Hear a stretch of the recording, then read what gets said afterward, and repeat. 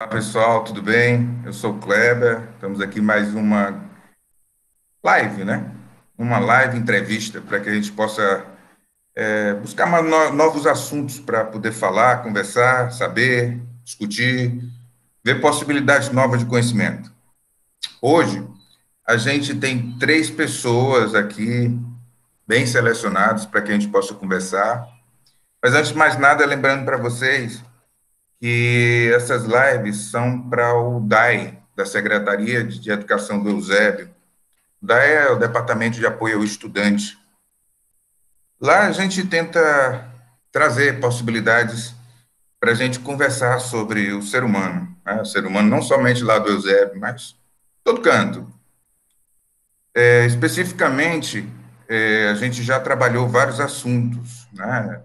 Especificamente direcionados para a educação, tá? Tentando associar essas questões todas que a gente vem planejando trabalhar aqui com a educação. Hoje a gente quer falar sobre arte. Arte, mas arte a gente não fala só, né? Somente sobre, tá? A gente fala sobre arte, e educação, a gente fala sobre arte e política e o que surgir, né? Porque aqui as conversas que a gente tem, elas dependem muito de quem está falando, né? Eu acho que é bem importante essa configuração. Bem, hoje eu convidei a Eloá Moura Lins, que faz licenciatura em música na UFC e, enfim, ela é artista, é cantora. Convidei também o Estevam Mustafa, que é advogado pernambucano de Olinda, né, formado em Direito, e é pré-candidato a vereador no município de Cascavel. E também o Nacélio Grude, que é artista. Estava aqui até agora há pouco perguntando a ele se ele era artista, que artista ele é, então ele é artista, que é muito bom a gente ver sobre isso. O Nacélio é de Piauí e, na verdade, cearense, que só nasceu lá em Piauí, né? E passou a vida inteira por aqui.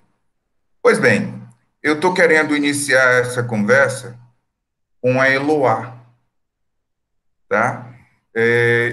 Na verdade, eu convidei a Eloá porque tem algumas coisas importantes que eu gostaria que ela falasse para a gente sobre sobre a educação dela em relação à música, tá? Assim, Eloá, eu gostaria que você falasse para a gente em relação à sua formação artística, em sua formação escolar. Como foi que essa sua formação escolar chegou, trouxe você para ser uma cantora e está fazendo licenciatura em música? Olá, então, vamos responder. É, eu tive acesso, e eu vou aqui pontuar duas escolas que eu acho que foram mais importantes a esse acesso a artes, né? Não em música específica, mas a arte no geral, que essas escolas tinham dentro do currículo o ensino de arte, e essas duas tinham inclusive ensino de música em determinados momentos, que foram as escolas SESC e a Waldorf, daqui de Fortaleza. No SESC eu tive acesso à aula de canto também, além das aulas de arte. As aulas de arte tinham um período e depois passava para canto. E na Waldorf tinha aulas específicas de música, trabalhando com musicalização, né? Que é um início ao acesso à música, geralmente ensinado para criança, ensina para criança nas escolas é musicalização. E é, isso já na formação escolar faz toda a diferença, porque nem toda escola tem ensino de arte, nem toda escola tem ensino de música, especificamente falando, né? Muitas vezes o ensino de arte é um ensino geral. Hoje em dia não tem mais lei que torne obrigatório o ensino de música, dança, teatro nas escolas, mas tem o ensino de arte e ainda pode ser dado contextualizado em outras disciplinas, né? Então, não é obrigatório ter arte nas escolas por enquanto. Essa lei se perdeu aí faz uns 10 anos, mais ou menos. E a gente tinha essa lei, ela parou de ter, e aí agora não tem mais essa obrigatoriedade das escolas a estarem ensinando arte, né? E eu acho que a importância disso para eu chegar até descobrir que eu queria fazer música é o primeiro acesso, né? Se você não tem acesso, você não sabe o que é. Muita criança chega, muita gente chega já na faculdade sem ter tido um acesso às artes, né? Sem ter tido um acesso básico ao que seria arte, se ela gosta de arte. Muita criança que nunca foi ao cinema.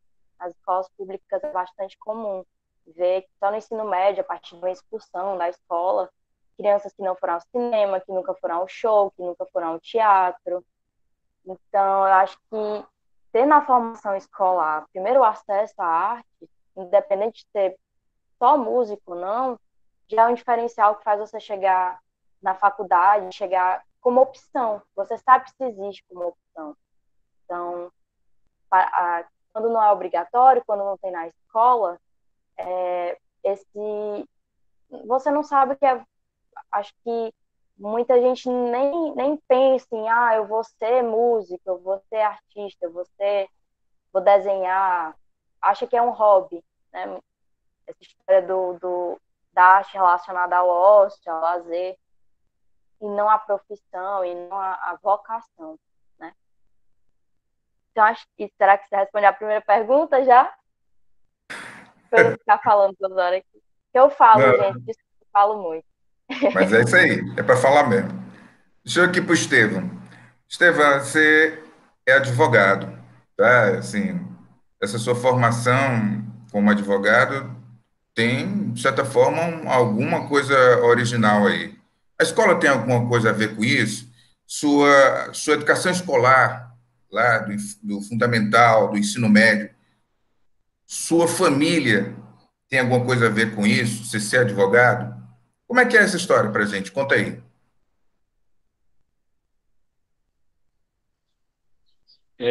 Se eu for falar da escola assim mesmo, é um pouco até diferente, porque eu considero diferente, porque com mais ou menos uns 16 anos, eu me abusei um pouco de escola, né? E eu só vim voltar a estudar assim de forma a avançar em níveis escolares a partir dos 22 anos, quando eu saí de Brasília para Recife. Quando eu cheguei em Recife, com 22 anos, eu não tinha terminado ainda o ensino fundamental, né? Eu devia uma das disciplinas do ensino fundamental com 22 anos. E eu tive de fazer supletivos para poder terminar o ensino fundamental e o ensino médio, né? Através de supletivos. E eu fiz isso num período de 2 anos, né? E com 25 anos eu passei no vestibular na Faculdade de Direito. E por que Direito, né? Porque a minha família, meu pai, ele é da área da justiça, ele é procurador de justiça lá no Distrito Federal. Então, eu sentia a atração pela profissão dele, eu via que ele fazia com gosto, eu via que ele estudava aqueles processos gigantes, enormes, às vezes eram caixas de papelão, cheias de papel dentro, com fotos, e cheia de documentos, e aquilo me atraía, achava interessante, né? Então, aquela profissão do meu pai me chamou muita atenção. E ele também dizia, Estevam, faz direito, é uma boa profissão, né? Vai ser um advogado, vai defender o direito das pessoas, né? Então, eu que passei um tempo assim, sem muito querer saber de estudos, aí eu entrei na faculdade e me deparei com volumes e volumes de livros grandes, gigantes, palavras muito difíceis, para o linguajar comum, são palavras pouco comuns, né, em latim, inclusive, termos em latim, provas, e a gente vai estudando, vai se apropriando dessa linguagem, né? E hoje em dia eu me considero um amante do direito. Eu diria e recomendaria a qualquer pessoa fazer uma faculdade de direito, para poder se apropriar da própria cidadania, né? Entender como é ser um cidadão de direitos, né, e de deveres. Eu acho interessante que na nossa Constituição nos direitos fundamentais, ela fala assim, são os direitos fundamentais, são cláusulas pétreas, são direitos inalienáveis, não podem ser retirados da nossa Constituição, né? Aí começa assim, dos direitos e deveres. Aí o cidadão se coloca no lugar dos direitos primeiro, né? Depois dos deveres. Mas se a gente for para a Constituição chinesa, por exemplo, lá eles não tratam assim. Eles tratam dos deveres e dos direitos. E tem um sentido também. Por quê? Porque a partir do momento que a gente cumpre os nossos deveres, certamente a gente vai estar respeitando mais os direitos dos outros. Então, eu me considero assim um amante desse mundo jurídico, dessas leis, né?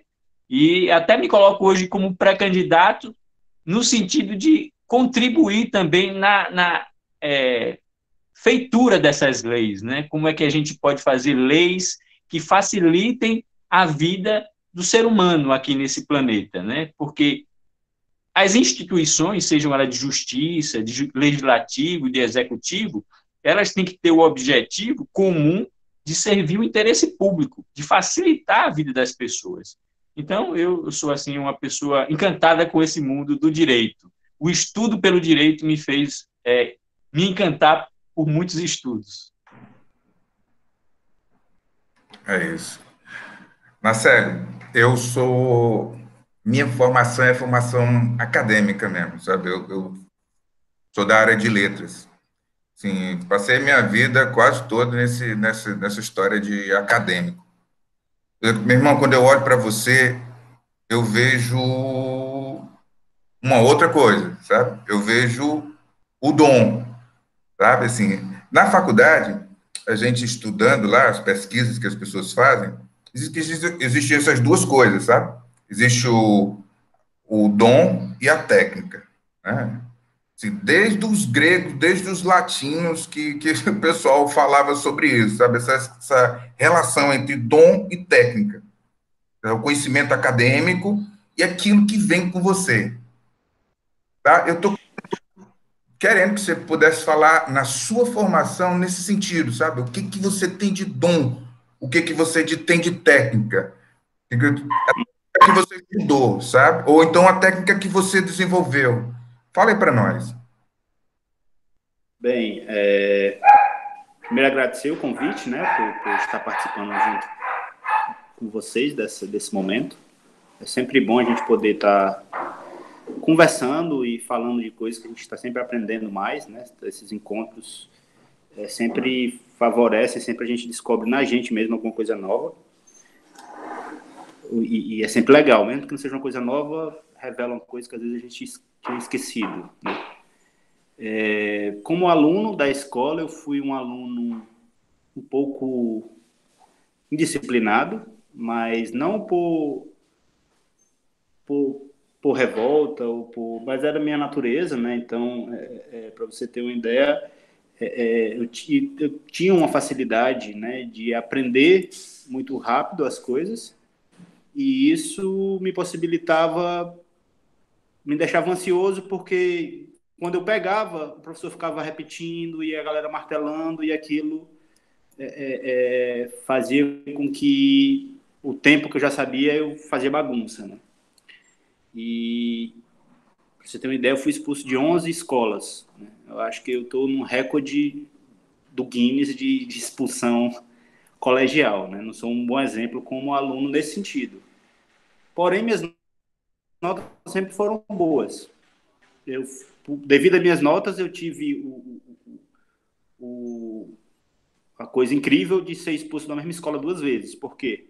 Porque eu fui expulso em um momento, e na época foi a primeira vez que implantaram uma pesquisa para saber o nível da escola, que eu não lembro o nome, talvez você saiba melhor que eu, Kleber. E eu fui um dos sorteados para fazer essa prova, né? Foram 2 alunos da escola e eu fui um dos alunos. Eu fiz a prova, né? Depois que eu fiz a prova, tempos depois, devido a alguma coisa lá, eu fui expulso. E 2 dias depois, o diretor ligou para a minha família me readmitindo, porque a minha nota elevou o grau da escola, né? Então teve essa coisa maluca, assim. Mas aí depois eu voltei e depois fui expulso novamente. Mas tudo isso porque exatamente essa energia, né? Essa carga que eu ainda não... Eu já fazia algumas coisas, já rabiscava uma história em quadrinhos. Eu sempre tive um pé na arte, né? No skate, assim, minha pegada foi muito underground. Fiz parte do primeiro grupo de pichação de Fortaleza, então eu era um garoto um pouco à frente do meu tempo. Eu tenho 2 irmãos mais velhos que eu e 2 mais novos. Eu era o irmão do meio. E esses mais velhos curtiam rock, né? Então eu fui na vibe dos irmãos de certa forma. E isso possibilitou essa abertura também, né? De andar com pessoas mais velhas, enfim. E aí eu fui desenvolvendo acidentalmente, de alguma forma, a vida foi me levando para desenvolver alguns trabalhos, enfim. E até que depois que eu fui pichador, devido a essa minha vida tumultuada dessa passagem de adolescente para a vida adulta, enfim, né? Meu pai trabalhava numa fazenda que era ali pro Chorozinho, e aí para me tirar, passava a semana lá, né? E aí a gente, para ficar mais perto da família e também para me tirar do meu círculo aqui de amizade em Fortaleza na época, me levou para morar no Pacajus, eu e toda a família, né? Mas eu era um dos motivos para poder todo mundo, né? Assim, e acabou que lá eu conheci também a galera underground, enfim. E um belo dia, numa brincadeira e bebendo e tal, apareceu uma lata de spray. E aí eu saí fazendo algumas caricaturas de personagens da cidade, do Pacajus, no caso, quando eu morava lá. E cheguei a pichar a parede da delegacia com a palavra vende-se maconha e a viatura da polícia com a palavra entrega a domicílio. Isso numa cidade de interior pequena, gerou um bafafá muito grande, né? 7 dias depois descobriram, ainda passei 9 dias preso. Tinha acabado de fazer 18 anos, né?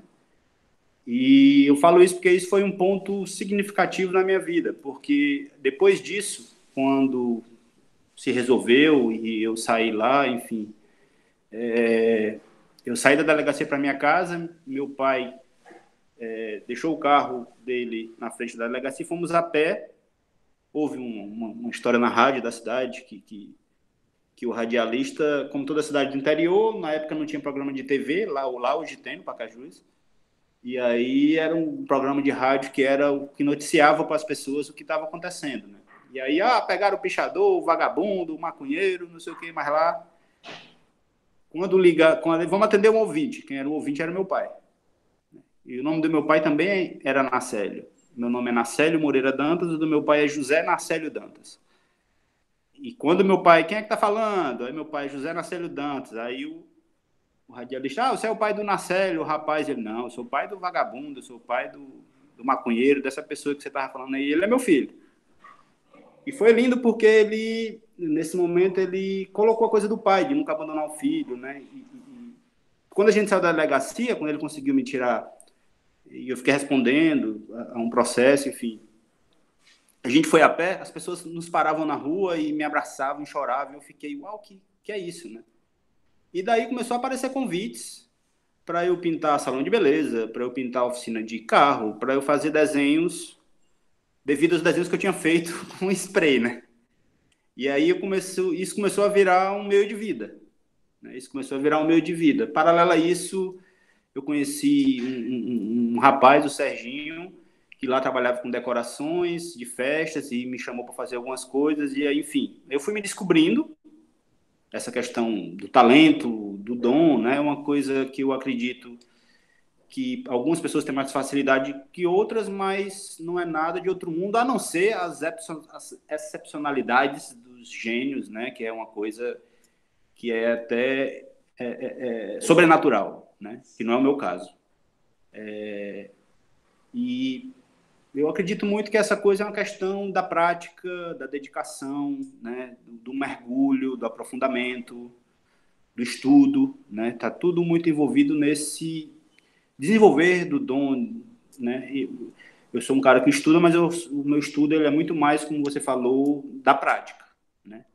Eu me formei em design, já depois de grande também, que nem o Estevam, né? Já depois também abandonei a escola também, e aí até depois descobri, mesmo no caminho do supletivo, para poder conseguir uma bolsa para a Uni, na época do governo Lula, né? Numa época que eu estava bem difícil de vida em termo material, e foi muito legal, porque isso abriu para mim uma perspectiva de conhecimento, né?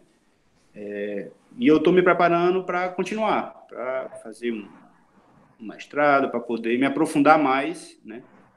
Nisso que eu gosto de fazer, que eu amo, que é desenvolver essa questão da arte, principalmente arte pública, né? E estamos tocando aqui alguns projetos.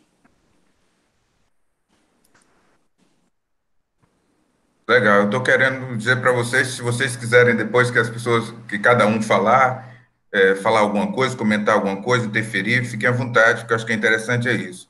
Eu quero continuar aqui com a Eloá. Eloá, eu sei que você teve a experiência no PIBID, né? Para quem não conhece, o PIBID é o Programa Institucional de Bolsa de Iniciação à Docência, que tem nas universidades brasileiras, principalmente as universidades federais, nas instituições federais. Tá? Eu penso, você se considera um artista. O que um artista tem dentro de um curso de licenciatura de música, né, que está sendo formado para ser professor de música? O que um artista tem trabalhando ou fazendo uma iniciação à docência, iniciação a ser professor no PIBID? Qual é a de mesmo do PIBID? Vamos falar melhor assim. É, a gente, na licenciatura, eu acho que é super importante, porque você está se formando e você passa 4 anos na faculdade, tendo muita aula teórica, aprendendo a mecânica, aprendendo técnica, aprendendo a história da música, mas saber dar aula é algo que você só vai conseguir se você der aula. Então, esse tipo de que a gente só tem com estágio, né, lá pelo segundo, terceiro ano, ou antes disso só com o PIBID, com programas com a residência também, a residência acadêmica, que é outro programa desses de bolsa, onde o aluno recebe uma ajuda do governo federal, mas para não é nem ajuda, né? Ele está recebendo por dar aula, aprender a dar aula. E as monitorias também, né? Então, o espaço que o aluno vai ter dentro da formação dele para aprender a prática de dar aula. Porque uma coisa é você estar na faculdade estudando, aprendendo, sabendo o conteúdo, outra coisa é você ter que passar esse conteúdo para outras pessoas. É como, por exemplo, a prática de regência. Como é que você vai aprender a reger? Regendo. Você só tem como reger, você pode estudar a teoria, saber como é que marca o tempo da música, saber os movimentos, saber mostrar, mas você só vai conseguir reger alguma coisa se tiver um grupo de pessoas à sua frente para você reger. Então, a mesma coisa eu acho que acontece com a docência. Você só vai saber ensinar se tiver um grupo de pessoas para qual você vai poder ensinar, ou pelo menos um aluno, né? Então, eu ia falar dessa importância, né, dos programas de bolsa, que antecipam essa experiência, para você não ter essa experiência só quando chegar depois de se formar, né? Tá formado para ir dar aula, aí você tem que descobrir como é que dá aula já trabalhando. Mas uma coisa que eu percebi que eu posso pegar para a arte, né? O que um artista faz dando aula, que é muito do que é da aula não é sobre o conteúdo, mas como você passa isso para o outro, como você se expressa para o outro. E música é sobre isso, ser artista, tocar, é como você se expressa para o outro, né? Você não está ensinando o conteúdo, mas quando você está cantando, você está tentando fazer uma informação em formato de música, chegar na outra pessoa. Então, essa relação, com certeza, vale para o artista também, é aprendizado para o artista. E outra coisa que eu percebi, também ao longo da minha formação no curso, é que a gente tem uma parte do curso que é a parte prática, né, que é a instrumental, a teórica, e a gente tem uma outra parte que é a parte pedagógica, onde a gente tem aulas específicas para aprender a dar aula.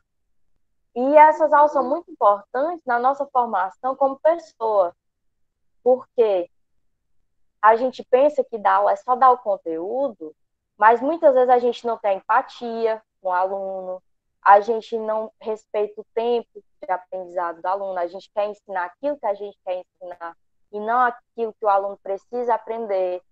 Então, essas são características, são informações, são ferramentas sociais, não são ferramentas técnicas ou que você pode, né, só aprender lendo um livro. Você aprende isso lidando com as pessoas, claro, dá para estudar essas coisas, mas a prática é diferente. Então, isso também forma a gente como pessoa. E é uma coisa que o programa pedagógico do curso traz muito e tenta lembrar para a gente e enfatizar, que é a formação musical ou a formação artística é importante porque forma a gente como pessoa também. Então, essa é para ser a primeira coisa, que a gente meio que esquece, às vezes, pensando na técnica, pensando na mecânica, querendo ensinar o conteúdo, a gente esquece que a arte é importante porque ela forma a pessoa. Então, eu acho que isso responde a pergunta. Eu não morrer mais de falar. A resposta é essa. Eu vou fazer uma pergunta aqui, Estevam, para ti, mas se o Nacelle também tiver a fim de falar sobre, porque é uma pergunta que tá dentro do que o Eloá acabou de falar, sabe? Do que ela tinha falado antes também. Vocês são pais, né? Vocês escolhem aí com as companheiras de vocês as escolas dos filhos de vocês.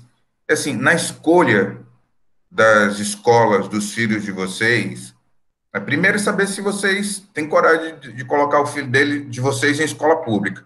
E depois, se vocês, quando escolhem a escola dos filhos de vocês estão investigando se lá na escola tem arte e cultura desenvolvido para desenvolver o intelecto ou para desenvolver o lado artístico e cultural dos filhos de vocês.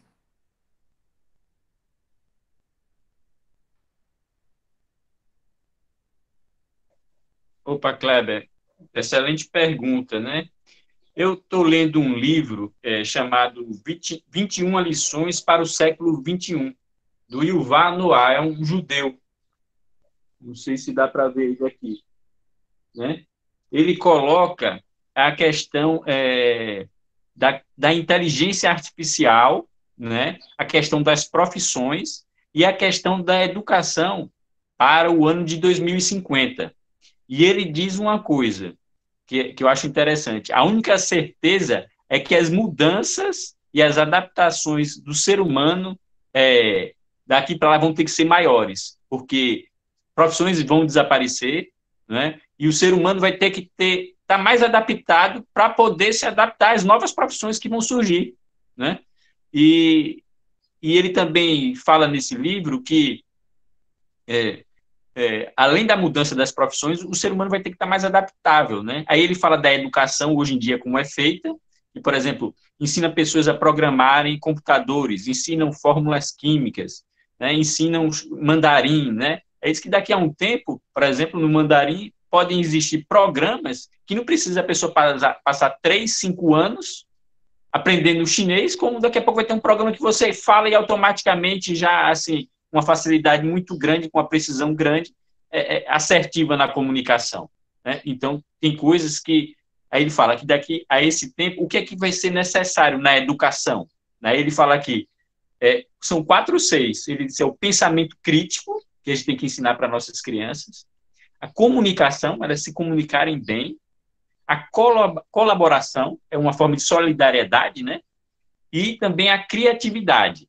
Então, a gente tem que pensar a educação para hoje, pensando daqui a 2050 mesmo, né? Onde, por exemplo, a profissão de advogado pode ser que nem exista mais. Não vai ser preciso mais advogado. Será que não vai ser? Médicos. Hoje em dia existem máquinas que fazem um diagnóstico raio-x completo.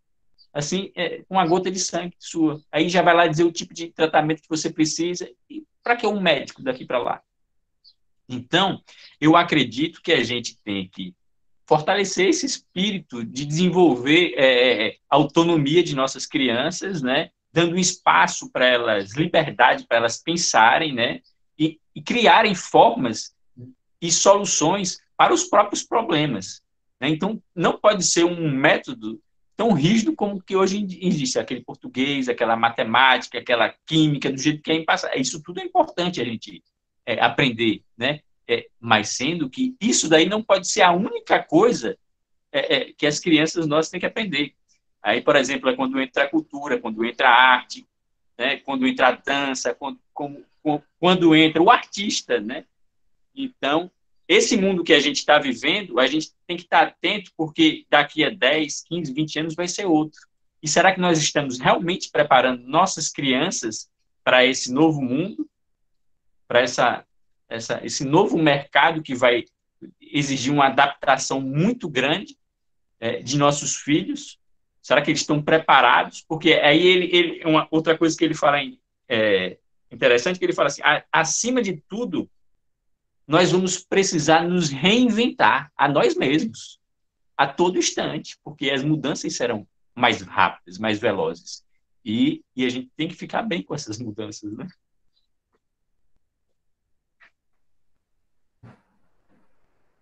Na série, quer falar sobre o assunto? Sim, sim. É um assunto bem aprazível de falar, né? Porque é algo que eu venho vivenciando com minhas crianças. Porque uma coisa, para além, né, com tudo isso que o Estevão falou e complementando alguma coisa que eu acho que também é de fundamental importância, né? E aí entra na sua pergunta a questão da arte, né? Assim, da importância deles estarem também estudando isso, lógico, de uma forma lúdica, de uma forma que não se põe aí uma cobrança, né, do que vem ser no futuro, né? Porque uma coisa que eu venho percebendo, né, na sociedade, principalmente quando se fala em preparar os filhos, lógico, é uma preocupação de todo pai, que o filho tenha uma condição material para que ele possa se desenvolver, né, possa ter uma tranquilidade dentro dessa nossa sociedade que requer que a pessoa tenha uma casa, condição de alimento, enfim, né, condição de moradia, condição de saúde, né, aonde o poder público ainda não funciona como deveria, né? Temos um país que tem uma cobrança de imposto super de primeira linha, de primeiro mundo, né? Mas os serviços que são oferecidos através desses impostos não são iguais ao sistema de cobrança, né? Assim, com relação a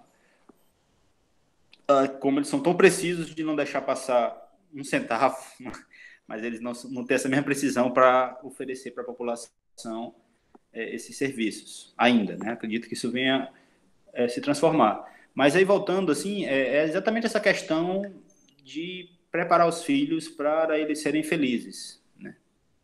E eu acho que lógico, sem esquecer toda essa questão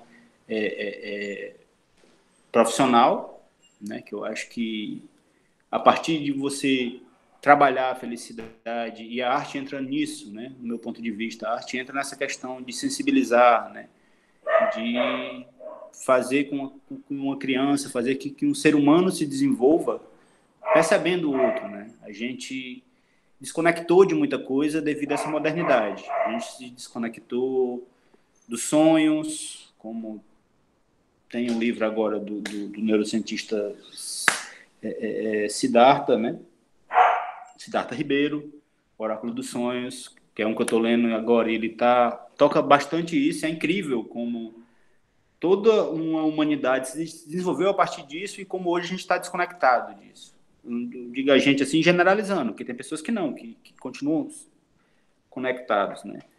E isso é a sensibilidade, né? Essa sensibilidade dessa contato com a natureza, dessa sensibilidade do outro, né? De percepção, de servir, né?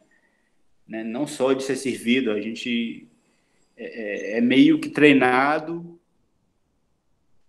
nessa sociedade atual, né, para estar numa disputa, para estar em uma competição, né? E até na arte isso é bem forte, né? Em todas as linguagens humanas. Mas eu acho que o cerne mesmo do que é educar um filho com arte é exatamente trabalhar o coração, trabalhar o sensível, trabalhar a percepção mais afinada, mais aguçada, né? E é incrível, porque eu, enquanto artista, um pouco da peneira que eu utilizo para saber se o que eu estou fazendo está indo num caminho bom ou não é trazer meus filhos. Um é muito novinho, a outra já tem 6 anos, mas é interessante como eles interagem, é interessante como eles... E isso é uma resposta que eu sempre procuro ter, porque ali eu sinto se está funcionando, se não funcionou. Eles são muito verdadeiros para dizer gostei, não gostei, porque isso é assim, porque isso é assado. Então é super interessante essa pureza que a criança tem de ser verdadeira, né? Porque ser verdadeiro já é puro em si, né? E a gente vai crescendo e por vezes vai desaprendendo essas coisas. Na escola que meus filhos estudam, não é uma escola pública, né? A gente vem pensando e conversando já há um tempo, né? Inclusive a Jasmine a gente vem preparando da escola pública, que a gente vem pensando para minha filha de 6 anos. A gente vem pensando na escola dos bombeiros, que eu tenho um amigo que o filho dele estuda lá e ele fala muito bem. Eu sei que o ensino é bom, né? Mas ao mesmo tempo a gente está num plano de sair da cidade, de morar um pouco afastado da cidade, de ter uma vida mais rural, né? Exatamente para poder estar com crianças no meio da natureza, estar plantando, estar ali. A gente está se preparando para 2022, a gente começar o ano já com essa nova etapa na nossa vida, né? E exatamente isso, em prol dos filhos, né? Em prol da gente, mas principalmente em prol das crianças, né? E a arte é algo fundamental, né, do desenvolver. Cara, eu estava vendo vocês falarem, tem uma técnica que a gente tinha, porque eu trabalho com leitura, né? E trabalhar com leitura de texto de literatura. Então, uma técnica que a gente desenvolve, que é de fazer leitura, e é claro que, assim, o propósito da leitura é a gente buscar significativo, a significação dentro de alguns textos, ou textos, enfim, buscar sentido. Só que a questão, assim, é que, às vezes, a gente, nessa técnica, tem que dar margem, não para o sentido que o texto tem, sabe? Mas para o sentido que a pessoa forma dentro de si, não importando nem se ela tomou como base o texto, ela tomou como base ela mesma. E dar vazão a isso, né? Incentivar isso. Eu digo isso porque é uma técnica que a gente usa para estimular a criatividade, sabe? Dá possibilidade à pessoa de criar. Ler literatura dá possibilidade da pessoa imaginar, criar na cabeça dela as coisas que ela tem.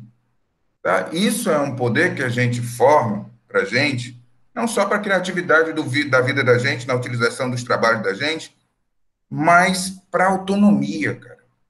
Autonomia é uma palavra fundamental. Cara. Autonomia de pensamento, autonomia por pensamento crítico, autonomia por várias coisas. Sabe assim, esse pensamento que eu falei agora há pouco em relação, essa pergunta que eu fiz agora há pouco em relação à arte, ela tem muito desse viés, sabe assim, como é que a gente leva os filhos da gente para estudar numa escola em que dá possibilidades, ou mesmo a gente mesmo, né? Não precisa ser só na escola, dá possibilidade desses filhos terem autonomia, autonomia criativa, autonomia de leitura, autonomia crítica. Tá? Vocês querem comentar sobre isso, sabe? Porque eu acho que uma coisa importante nisso que a gente está falando, que é a educação.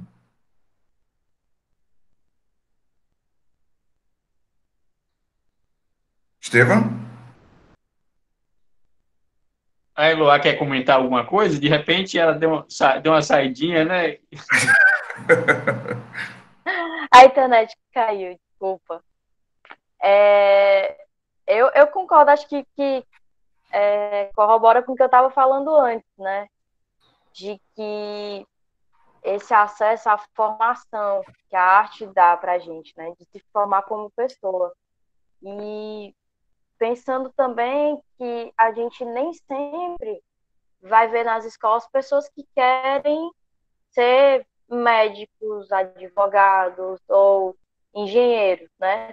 Para além dessas opções, são opções bem tradicionais, assim, né? Que geralmente são o que os pais querem que a gente seja. E nada mal em querer elas mesmo, mas nem todo aluno vai querer isso. Então, tá aparecendo agora, faz uns anos já, uma ideia de múltiplas inteligências, né? De que cada pessoa tem inteligências em lugares diferentes, e a escola, do jeito que ela está fomentada agora, formada, ela pensa muito no mercado de trabalho, no vestibular. Então, alunos de viés artístico, ou qualquer coisa que não seja esse mercado de trabalho mais tradicional, que quer produzir, esses alunos se sentem uns peixinhos fora d'água, né? Como o Nacelli falou da formação dele quando criança, né? Na educação dele. Foi expulso 11 vezes, né? A gente tem casos de pessoas famosas, cientistas famosos, né? Não lembro se foi, acho que foi o Einstein. Também era ruim quando estava no ensino básico, né? Foi expulso também, não era considerado um bom aluno. Então, o que é ser considerado um bom aluno? Para quê, né? Bom aluno em quê? Porque aí a gente vê que as pessoas têm aptidões e inteligências diferentes. Nem todo mundo tem aptidão para matemática e regra de português. Acontece. Mas a escola, até hoje, ainda está nesse formato de priorizar essas disciplinas e esse conhecimento, que é um conhecimento que vai formar trabalhadores e pessoas voltadas para o trabalho de produção. Né? É meio que uma linha de fábrica, né? De fabricar pessoas que vão produzir, que vão gerar algum ganho para a economia. E o sistema brasileiro tem que ainda aprender que a arte também gera lucro para a economia, que pessoas que trabalham no que elas gostam de trabalhar vão gerar renda, vão produzir também.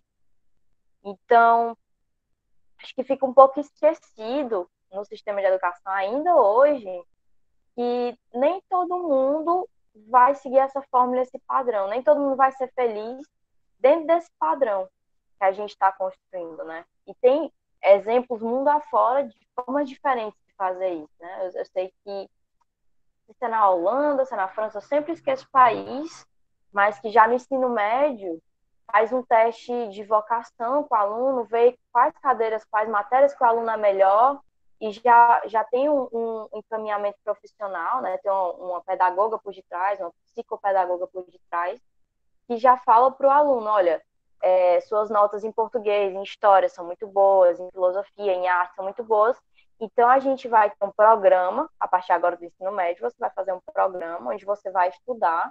Claro, você vai continuar estudando matemática, vai ter essa disciplina, não tem como ter. É importante para todo mundo ter.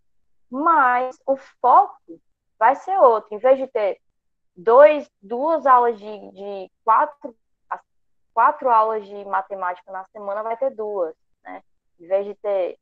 Eu lembro que na minha época do ensino médio, eu tinha um tempo na semana de filosofia, um tempo de sociologia, arte era no contraturno, no ensino médio, e eu tinha 2 aulas de matemática, 2 aulas de português. Era português interpretação e português gramática, era matemática álgebra, matemática geometria. Então, você tem muito de matérias específicas, e as outras matérias que talvez você seja melhor, você vê pouco. No Enem cai 5 questões de línguas, cai 5 questões de filosofia, 5 questões de sociologia, isso dentro de outras questões em outras áreas. Então, eu acho que precisa ainda de espaço na educação para pessoas que caem fora, a fruta cai fora da árvore, assim, do pé. Cai um pouquinho mais para longe dessa área que a gente quer tanto insistir e é tão tradicional e ensinar. Estevam, Nacélio, querem comentar sobre esse assunto? Deixa eu só falar uma coisa com relação a esse assunto, que é uma informação que essa semana eu vi a Beth Faria numa entrevista, dentro disso que a Eloá falou agora, sabe? Da quantidade de artistas, a arte produz, né? Ela colocou uma informação dizendo que os profissionais de arte, nessa pandemia ou em qualquer outro momento, a quantidade de profissionais de arte, ela é bem maior do que a quantidade de profissionais do mercado de produção de carro, né, automobilístico, da indústria automobilística. Na verdade, se eu não salvo engano, ele estava falando especificamente não de arte, generalizando, mas de profissionais do cinema, da produção do cinema, ou do audiovisual, tá? Esteban? Eu acredito realmente nessa autonomia, né, que é preciso ensinarmos aos seres humanos. Nós somos muito de quê? Rotinas, de práticas diárias, de repetir aqueles mesmos hábitos a cada dia. Isso, de certa forma, inibe o ser humano a criação, a liberdade, né? Então, eu acho que nós precisamos reservar um espaço no nosso dia e também ensinarmos aos nossos filhos a ter esse espaço de liberdades, ensinar a ele a criticar o que existe. Porque, por exemplo, eu acho muito interessante, Platão, Aristóteles discutem o mundo das ideias. Que seria que mundo é esse? Por exemplo, seria um mundo em que tudo já existe, mas a gente precisa acessar esse conhecimento, né? E como que a gente acessa esse conhecimento se a gente está naquela rotina, fazendo as mesmas coisas? A gente tem que ter um espaço de liberdade. Onde, para mim, é onde vem os gênios, veja que a lei da física, né? A pessoa estava lá no repouso, né? E caiu uma maçã em cima da cabeça dele. Ele estava no ócio, né? Mas o ócio desperta a criatividade, cria um espaço para as pessoas criticarem o que está posto, né? Então, é muito importante a gente educar nossos filhos, mas é importante também a gente dar uma liberdade para eles poderem criar eles próprios e não entregar respostas prontas para eles, né? Então, a gente tem que forçar um pouco eles também a encontrarem as próprias saídas, para eles não ficarem seres dependentes, por enquanto, de pais e mais na frente de sistemas, de modelos, de crenças, né? A gente tem que mostrar que o mundo é para além do que a gente pensa, né? Para eles, quem sabe, de repente, serem gênios futuramente, se eles não forem, mas que eles criem os filhos deles, ou os filhos dos filhos deles, para ter acesso a esse mundo das ideias, para trazer coisas novas para esse mundo, que nós estamos muito carentes disso, nesse momento atual. Existe um modelo que ele está, assim, replicando a mesma coisa e que veja só o que está acontecendo com o meio ambiente. Veja essa pandemia, de onde surgiu esse vírus? Que coisa é essa, né? E o ser humano não está despertando para que ele é coisa só. O ser humano que aqui é um brasileiro, na China também é o mesmo ser humano. E que todos eles vivem nessa casa e que essa casa precisa ser bem cuidada, né? E como é que a gente cuida dessa casa se a gente só está destruindo? Como é que a gente inventa formas novas de viver bem em cima desse planeta? Marcelo, quer comentar? Sim. Bom, eu acho que essa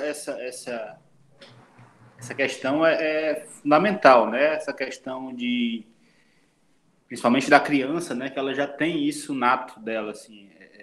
Hoje a gente tem um excesso de estímulos, né? Seja através de redes sociais, que já existem, sempre existiu, mas a tecnologia chega e junto com ela chega também a direcionada ao público infantil, né? No meu tempo era o desenho animado, né? Mas uma coisa que para mim, para minha formação, foi muito interessante foi o Daniel Azulay, que que era um programa de TV que existia na TV Cultura, que esse foi o cara que despertou, ele até fez a passagem agora, final do ano passado, e esse foi um dos caras que me despertou da possibilidade, né? Então, além desse excesso de estímulo, né, que às vezes tira o tempo, esse tempo de ócio que o Estevão comentou agora, né? A questão também do excesso de brinquedos, né? Hoje a gente, como tem um ritmo de trabalho, de vida, né? Assim, o que a sociedade pede são 8 horas de trabalho. Então, olha só, um terço do seu dia você está dedicado a um trabalho, né? Feliz é aquele que trabalha com o que gosta, né? E aquele que faz o que às vezes não quer para poder sobreviver, né? Entra numa outra condição. Mas eu estou falando isso porque aí, para fechar uma lacuna, às vezes enchemos os filhos de brinquedos e de coisas para tentar fechar esse buraco do tempo da ausência, né? E é interessante porque não tem como a gente não ter brinquedos, e hoje, com amigos, familiares, enfim, faz um aniversário, ganha um monte de brinquedo. E aí uma coisa que eu procuro fazer é, por exemplo, esconder os brinquedos, né, para deixar sem brinquedo. É interessante como uma chinela vira um carrinho, né, como você ajuda, sem dar munição, a eles se encontrarem outras formas de desenvolver a criatividade, né? E isso é algo que eu acredito que nasça também a partir da necessidade, né? A partir da necessidade bom, se eu não tenho, eu vou criar com o quê? Né? Então, também a gente propiciar esses momentos enquanto pai, né? Enquanto pais, enquanto responsáveis por uma vida que está por vir. Está por vir não, né? Que já está aí, mas que está se desenvolvendo. E é nossa responsabilidade também. Criatividade é um tema que eu gosto bastante, né? Tem alguns estudos que eu faço em cima disso. Tem um autor que eu indico, que é o Goswami. Peraí, que está até aqui o livro dele, só um pouquinho. Inclusive esse livro, que é também para o século XXI, Estevão, só que é do Amit Goswami, que é Criatividade para o século XXI, não sei se vocês conseguem ver, né? E é incrível, porque ele aborda a criatividade com esses aspectos do ócio, do momento de labuta, do momento de uma busca, né? Mas ele liga isso num sentido espiritual até, que chega a um ponto dele dizer que só chega a Deus, só chega ao Pai pela criatividade, né? Então, um pouco do que a física quântica, do que a criatividade pode acessar, né? E aí, também saber distinguir a diferença de criatividade e fantasia, né? Para também não estar entrando numa ilusão, pensando que está sendo criativo. Mas criatividade com criança é fácil. É a partir de onde você dê a mínima condição, né? Não sei se eu saí do... Tá ótimo. Você falou que está se mudando saindo do meio urbano, querendo procurar um lugar mais perto da natureza, tá? Assim, a escola da gente, eu acho que às vezes fica um pouquinho longe dessa realidade, sabe? Não acha que a natureza é em qualquer lugar e não trabalha a natureza como sendo uma coisa importante ser trabalhada. Eu fico pensando qual é a escola que não trabalha, qual é a escola que trabalha reciclagem de lixo, né? Ou melhor falando, tem a sua separação dos materiais lá, que seja um aprendizado para os alunos. Qual é a escola que faz um contato maior com a natureza? Qual é a escola que, por exemplo, trabalha de forma mais grandiosa, a cultura local, né? Por exemplo, em Cascavel, a gente tem muita arte sendo produzida. Onde é que está essa arte? Aqui em Fortaleza a gente tem muita arte também, arte e cultura sendo produzida. Onde é que está essa arte? As escolas vão catar esse povo, né? Assim, a pergunta que eu estou querendo fazer agora é uma pergunta para todos vocês, sabe? Eu acho que é interessante a Eloá começar, mas aí os outros falam. E assim, como o tempo da gente já está se estendendo, porque a gente tem o tamanho dessas entrevistas da gente, eu estou querendo que vocês finalizem o que vocês vão falar, se despedindo, para a gente ter um fechamento, tá? Assim, qual é essa escola que trabalha esse tipo de coisa, sabe? Que são tão essenciais para a gente, desses exemplos que vocês colocaram: meio ambiente, cultura, tá? Arte. Quer dizer, como é que a gente pode desenvolver uma escola dessa forma? Porque a gente, eu digo, a gente cidadão que pressiona o poder público, já o Nacelle é um artista, a Eloá também, o Estevam é um político, né? Está se tornando um pré-candidato, possivelmente vai ser candidato a vereador, possivelmente pode ser vereador, assim, Deus queira que seja, né, para que possa colocar em prática suas ideias. Assim, como é que a gente pode interferir, nós cidadãos, nessa questão? Nas ações diárias da gente mesmo, né? Na educação, onde é que a gente pode interferir? Com o que a gente faz mesmo, né? De todo dia. Eu, por exemplo, a gente está se reunindo aqui para conversar sobre isso. Meu trabalho está sendo isso aqui. Eloá, como é que você pode fazer? Estevam, Marcelo, como é que é?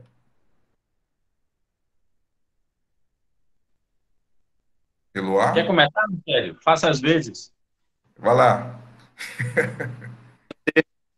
Bom, é interessante porque não à toa, né, o universo se movimenta para nos encontrarmos e falarmos do que estamos vivendo e procurando escutar e procurando falar até, porque eu sei que muita coisa, não sei, não posso dizer eu sei, mas eu conheço alguns pontos de coisas que acontecem que não chega, por exemplo, a uma mídia massiva, mas de ações pontuais em periferias, de pessoas que estão com suas bibliotecas comunitárias, com seus sarais, né, dentro da periferia, né, desse movimento de sobrevivência mesmo, né? E aí tem uma coisa que para a gente, da América do Sul, principalmente, né, central e do Sul, né, que é uma coisa até que eu escutei numa fala de um artista, do Elian Chaim, que é um artista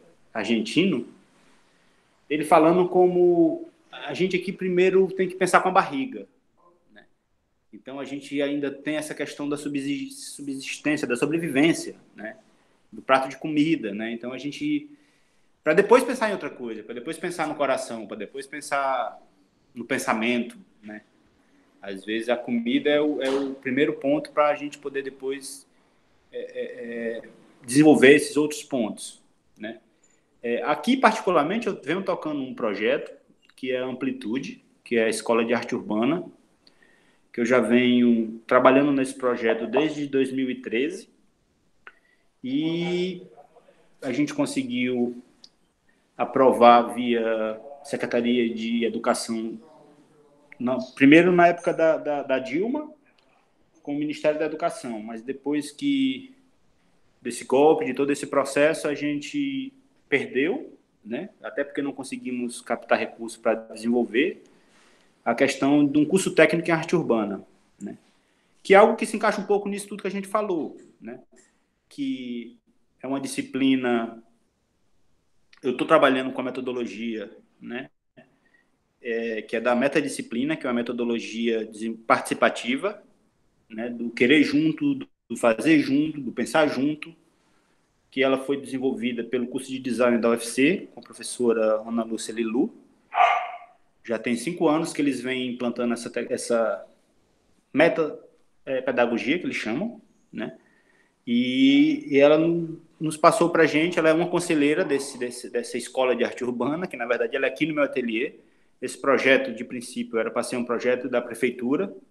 Tive algumas reuniões, tivemos muitos planos, muitos projetos, mas sabemos que a arte não é o forte ainda do poder público, principalmente de Fortaleza, né?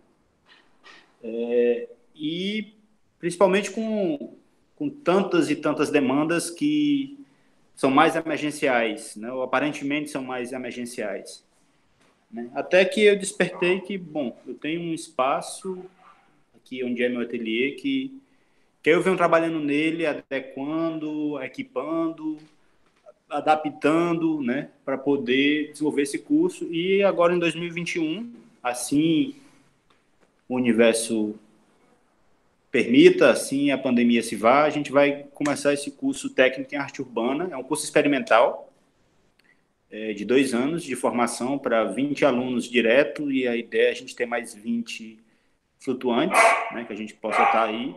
E é exatamente isso, é um curso que a gente pensa em trabalhar o pensamento, junto com o pensamento, o fazer, né, com arte urbana. Porém, não é arte urbana, quando a gente fala em arte urbana, a gente pensa sempre em grafite e pintura mural, né, que também tem isso. Mas a ideia é que também o aluno desenvolva marcenaria, desenvolva metalurgia, desenvolva o fazer manual, né, com fibra de vidro, com vidro, né, com tecido, com costura, com música. Então, a ideia é um curso multilinguagem, né?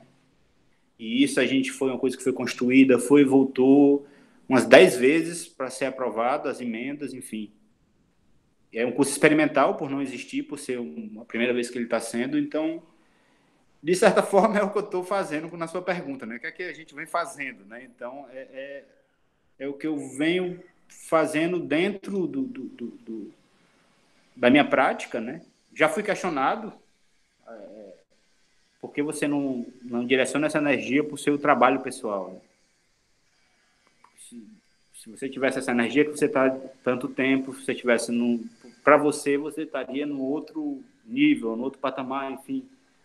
Mas eu acredito que isso é para além dessa coisa pessoal, do meu trabalho pessoal, e, de certa forma, isso também é uma coisa que eu quero de estar agregando, né? De ter pessoas trabalhando junto, né? Eu acho que isso só vai, na verdade, só vem engrandecer, né, o meu trabalho pessoal.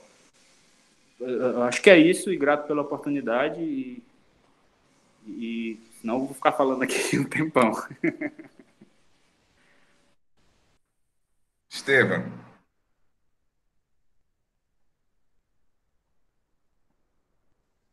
Quer falar agora, Eloá? Pode ir primeiro. Se quiser ir primeiro, pode ir primeiro. Legal. Eu digo assim, é porque muitas vezes a gente tem que enxergar a realidade de vários ângulos, né? Por exemplo, acho que aqui nós temos uma realidade boa, relativamente boa, né? O Marcelo falou algumas vezes na necessidade de sobrevivência que temos, né? E a nossa vida, ela tem um nível razoável, né? A gente tem um suporte assim material bom para se desenvolver, né? Materialmente falando. Mas, por exemplo, essa pandemia mostrou questões que estavam encobertas para muitos, né? Para outros não, mas para muitos, que, por exemplo, é uma pessoa que mora com 8, 9, 10 pessoas em 2 cômodos numa casa apertada, que não tem acesso à água, né? Que não tem acesso a papel higiênico, que não tem acesso à comida, à alimentação, e de repente vai e é contaminado, e quando chega no hospital o médico diz assim, olha, essa pessoa aqui tem que ficar em isolamento social, você deixa ela lá na sua casa, num cômodo, só ela, e cuide dela nesse cômodo isolado. Como fazer isso, né? Então, eu acredito que a gente tem muito que caminhar, né? E tem muito que dar as mãos uns aos outros. Esse projeto do Marcelo eu acho muito massa, muito legal, assim, porque a gente vê que ensina, né? Imagina, aprender marcenaria, que massa. Até eu, tendo um tempo, eu gostaria de aprender marcenaria, meu. Aprender a fazer essas artes aí. Agora, E como é que a gente faz isso com muitas pessoas que estão aí, né? Esse é um projeto piloto muito bom. Agora, a gente, nesse contexto global, eu acho que a gente está numa virada, sabe? A gente está numa virada que tem coisas boas que estão para aparecer, para surgir, que a engrenagem está um pouco enferrujada, não tem mais como a gente permanecer dessa forma de vida sem ajudar uns aos outros, né? O Estado tem que participar desse modelo. A gente viu que esse governo, por exemplo, que está aí, quer vender tudo. Aí entrou um ministro da Saúde, que é chamado Mandetta, que ele, por exemplo, a ideia dele era privatizar o sistema de saúde. Aí ele, como ministro da Saúde, viu a necessidade e a importância que tem o SUS, que é o Sistema Público de Saúde, que se não fosse esse Sistema Público de Saúde, nós estaríamos muito pior do que já estamos. Hoje somos o segundo país no mundo com mais contaminados do coronavírus e o segundo país do mundo com o maior número de mortes por essa doença. E se não fosse o Sistema Único de Saúde, avalie, muitas pessoas não têm acesso a hospitais privados, particulares. Então, eu acho que esse é um momento importante que, por exemplo, o auxílio emergencial, se discute isso em países da Europa. Como? Porque eles estão vendo que a inteligência artificial ela está se espalhando de uma forma e que ela termina tirando emprego das pessoas. Por quê? Porque, por exemplo, hoje em dia, cria um aplicativo e existe um banco completamente virtual. Então, aquele banco que precisava de muitas pessoas trabalhando nele não precisa mais. Aí, o que é que acontece? Gera uma massa de desempregados. E o que faz com essa massa de desempregados? O Estado tem que chegar junto. Aí tem o quê? A renda básica universal. Essa renda básica universal seria, por exemplo, esse auxílio emergencial que está aí. As pessoas não estão podendo trabalhar por causa da pandemia. Mas, em pouco tempo, se diz que, por conta da inteligência artificial, em Fortaleza, por exemplo, os ônibus não têm mais cobrador. O que é isso? É inteligência artificial. Um monte de cobrador desempregado. E como é que o Estado tem que pensar isso? Como é que o Estado dá esse suporte para a população nesse país tão desigual que é o Brasil? Então, eu acho que a gente tem que pensar formas como sociedade, a gente tem que sair de nossas caixinhas, do nosso individualismo, interagir com esse meio ambiente que é farto, né? Nosso país continental, tem muita terra para o povo plantar, tem muita terra para a gente trabalhar, tem oportunidade para todo mundo e não pode ficar centralizado só em pequenas riquezas, em pequenas propriedades, na verdade, que são grandes propriedades na mão de poucas pessoas. E vamos reinventar esse Brasil, é isso que a gente está precisando. Eloá? Kleber? Eita, perguntão, né? Oi. Deixa eu só complementar que eu esqueci, Eloá, por favor. Fala. Porque, assim, uma coisa desse curso é que o laboratório é a rua. Né? Assim, a ideia é construir coisas no ateliê, por isso que é de arte urbana, né? Então, a pessoa vai aprender a fazer, mas tudo que ela fizer vai para a rua. Né? Eu deixei essa lacuna, eu acho que isso que eu queria só fechar. Obrigado, Eloá. Aí eu vou querer aprender marcenaria. Vamos lá. Dinâmica, é isso. Eu acho que a gente tem que tentar, o máximo possível, espalhar essas oportunidades que a gente teve, né? Multiplicar essas oportunidades que a gente teve. Na série está falando aí desse curso, que para mim ainda é incrível, né? O sonho aqui em Fortaleza, no Ceará, em todos os estados do Brasil, seria ter uma escola pública de arte, né? Tem uma em São Paulo, tem uma no Rio, e os outros estados, né? Como que fica.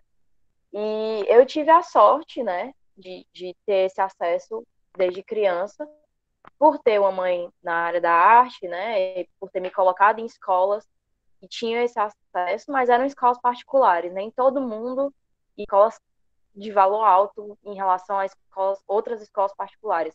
Então, assim, nem todo mundo tem grana para ter esse acesso, que era um acesso que era para ser de todo ser humano, que é, né, o acesso à arte, acesso à cultura, e vários outros acessos, né? A gente está falando aí marcenaria, mas a gente também podia estar falando de coisas como costura, que também é essencial. A gente pode estar falando de coisas como educação política, educação econômica. que era algo fundamental da gente ter acesso. Nem todo mundo entende o que está acontecendo agora, ou o que está acontecendo dentro do seu meio político no seu país. Isso era para ser um absurdo, porque interfere diretamente na vida dessa pessoa. Essa pessoa não sabe, por exemplo, como o Estevão falou, né? Que o Mandetta, no início, estava falando de uma privatização do sistema público de saúde, para depois ver que não tem condição, que se não fosse o sistema público de saúde, não tinha como dar conta de todo mundo, não tinha como, enfim, a gente ter acesso a essas realidades e perceber que no lugar de individualizar, era para a gente estar tentando multiplicar, fazer com que mais pessoas tivessem esse acesso, independente do valor, independente de ter como pagar por isso ou não. Que, afinal de contas, como o Nassari falou, a gente passa um terço do nosso dia trabalhando, pagando imposto, e não é por nada, né? Esse dinheiro tinha que voltar para a gente também, né? Isso tinha que ser feito de uma forma que abrangessem mais pessoas. E eu acho que o que eu venho fazendo agora é estudar e estudando para dar aula, e acho também que na faculdade a gente fala muito disso, da importância da arte na formação da pessoa, e da pessoa se entender. Ter o professor de estágio, de história da música cearense e outras cadeiras falam muito sobre isso, que é você se entender como agente formador da história. Cada um que está ali é formador da história da música do Ceará, da história da música de Fortaleza, da história de si mesmo também, né? Que a gente falou de autonomia aqui, né? E autonomia, que também, em relação à arte, tem a ver com expressão e ser quem você é, conseguir ser quem você é, né? Porque muita gente não pensa nisso, muita gente está lá ocupado trabalhando para pagar conta e não tem acesso a essas coisas. Então, acho que o nosso dever como pessoa é multiplicar aquilo que a gente teve a oportunidade de ter, né? Principalmente se a gente veio de instituições públicas, é muito nosso dever, já que a gente estava lá, teve essa vaga, teve essa oportunidade, multiplicar esse conhecimento, né? E que ele seja de acesso gratuito, também é muito importante. Legal, Eloá. Eu estava pensando que a gente pode finalizar. Isso que a gente falou agora é uma boa ideia para a gente finalizar, de saber que a gente tem esse poder realmente, tem esse poder formador, a partir do que a gente teve de experiência da vida da gente, né? A vida da gente é base para tudo. É base para tudo, para que a gente também dê possibilidade para os outros. Eu sou grato, assim, bem grato a vocês, porque a gente está aqui pensando, conversando, colocando conhecimento, colocando ideias, como foram as que o Estevam colocou, como o Nacélio colocou, Eloá colocou, bem interessante. E o poder que essas ideias têm, né? De poder de ação, poder de fazer com que as coisas se formem. Tá? Faço jus que essa escola dê certo, Nacélio, porque todo mundo fica interessado em fazer também. Todo mundo fica bem com vontade de participar. Legal. Então, pessoal, muito grato por vocês. E quem quiser, depois que ver esse vídeo, se achou interessante, comenta, compartilha, divulga, faz aí o que vocês acharem interessante, porque o importante que a gente está querendo fazer aqui agora é multiplicar isso que a gente fez aqui agora. Meu povo, muito grato a vocês e um abraço para vocês muito grande, viu? Eu. Grato. Valeu aí, um abração. Abraço. Saúde. Para nós.